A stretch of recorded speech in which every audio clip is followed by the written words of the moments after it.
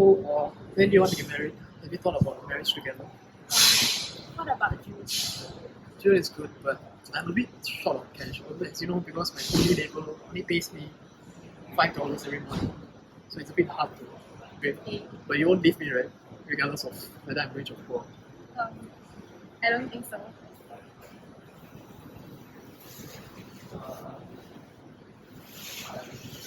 Hello, yes, boss. What? I'm fired? Why? But boss, I'm getting married soon. I need the money. Please, boss, please. Oh. Oh. Sharon, I lost my job. I don't know how to tell Richard this. How am I going to marry her without a job, without money? How am I going to take care of her? How? Bro, you just gotta tell the truth, man. That you lost your job. It's the truth. It's important, bro. I'm just scared she'll leave me. She prefers a rich guy instead of me. But she has loved for 5 years. I prefer rich guy too. But if you get a job, you can become a rich guy too. So all food is not lost. You got this, bro. You just get a job. You know what I have? I have a job. Micha, I need to tell you something. I lost my job. What? What do you mean lost a job? Then how can we get married? I don't know, I just came 1 minute late to my job and my boss fired me. My parents are already finding a rich guy for me. Can you please wait for me?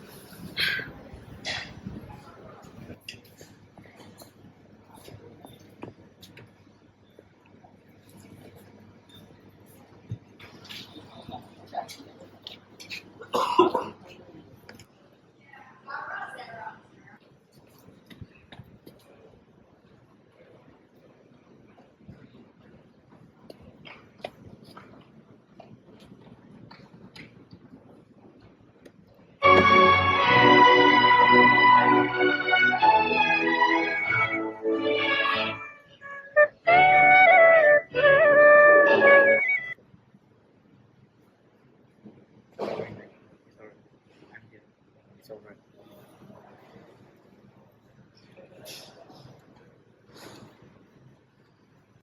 Hello everyone, my name is Haridas and thank you for watching our short film just now. So before I pass on the time to Wicha for our live presentation, I'll be taking you through this week's reading, which is specifically on chapter 16 on Italian Neorealism. So after World War II, Europe was in ruins, not just infrastructure-wise, but also economically, lack of manpower shortage, and there was also sanitation and hygiene issues. So during this period of time, filming was perhaps the last thing on many of the Europeans' minds. So what they did was, of course, focus on the necessities such as living, finding food, etc. But during this time, as the saying always goes, a starving artist likes to create art even when he's starving. So this was the time during 1947 when the Marshall Plan came about. So in 1947, when the Marshall Plan was announced, USA was pouring billions into the European economy. And as every sector that takes a slice of the pie, the film industry also got a bit of it. So what happened during this period of time was that the European film industry was definitely boosted by the inflow of cash into the European economy.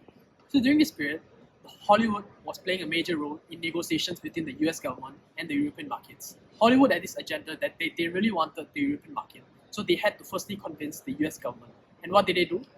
They said that Hollywood was a major propaganda against communism and fascism in post-war Europe.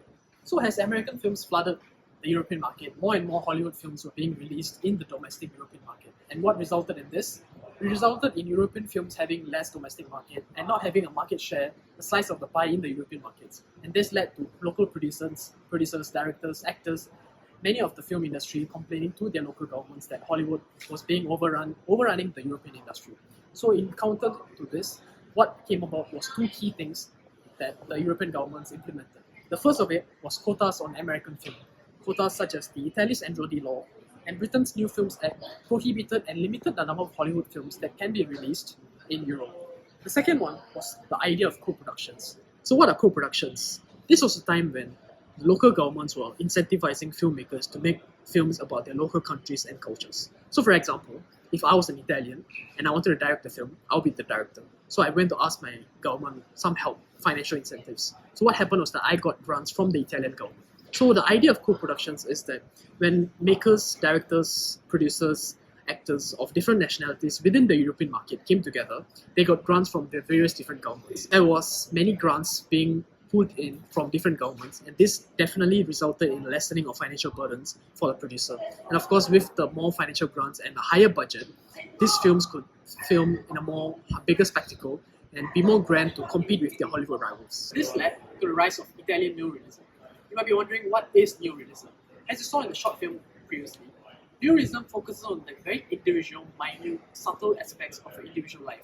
So instead of the glitz and glamour that we see in Hollywood nowadays, instead of the CGI and the romance plots, what neorealism entails is the very detailed life of the individual, be it the sorrows, the sadness, the love, the romance, and also the friendships.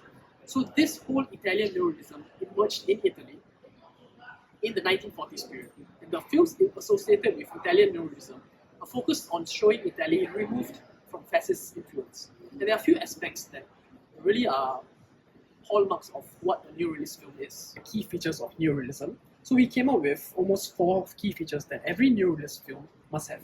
The first is that they focus on contemporary struggles, like love, in the midst of a class struggle or unemployment or lack of food, etc. The second is that they use real locations. As you saw in the previous film, we don't use sets or like mega studios per se. We just use real life locations to sort of give the realist impression.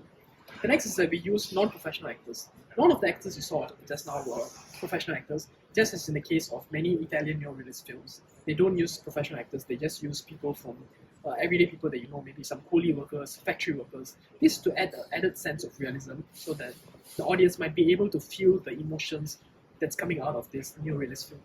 The last feature of a neorealist film is that they are mostly unresolved ending. As you can see, because the main idea of this neorealist film is that it's not to make the audience leave the theatre with a happy heart that everything works out in the end. Not like that. But what the neorealist filmmaker wants to do is that they want the audience to take off the cliffhanger ending, and then they want them to make their own ending. Like, to think of your own ending, how might it end?